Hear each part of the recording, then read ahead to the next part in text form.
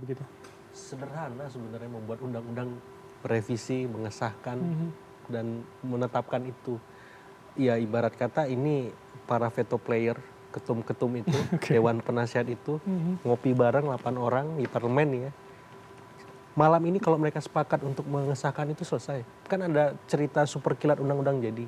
Ada paket cepat, ada paket lambat, dan kan ada banyak pakem pola kerja DPR yang selama ini kita lihat. Nah, kalau memang mau mengarahkan undang-undang perampasan aset disahkan, ini juga legasi luar biasa pasti. Nah, tinggal apakah sepakat para veto player itu untuk mengesahkan itu. Ya bukan menyederhanakan anggota dewan yang jumlahnya 580 orang itu, tapi ini akan sami'na wa ata'na, nurut, tegak lurus sama ketumnya, pasti ketua fraksinya. Perintahnya A pasti turun ke bawah. Nah masalahnya veto player, ketum ini, elit ini sepakat nggak untuk mau mengesahkan itu. Tapi itu bisa kita baca tidak bagaimana kemudian hari ini kita sedang mengarah ke sana atau tidak sebetulnya? Perlahan sih saya lihat. Mungkin kan ada bandul politik yang harus diseimbangkan dulu. Konsolidasi sudah jalan nih. Nah yang substantif seperti apa di bidang politik, ekonomi, hukum.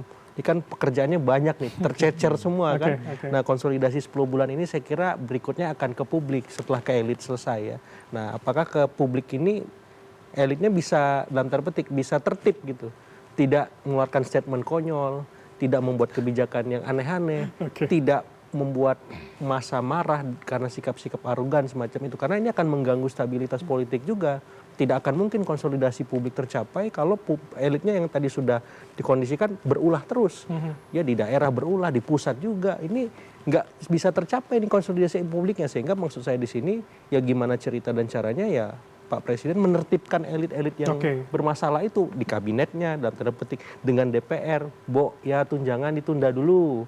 Jangan naik dulu, kondisi ekonomi seperti ini misalkan. Di daerah juga. Jadi jangan sampai trust yang sudah terbangun tadi itu mendegradasi begitu. Di lokal jangan aneh-aneh dulu PBB-nya kan atau yang lain semacam itu. Jadi ditertibkan ini semua baru publik bisa digarap aspirasi.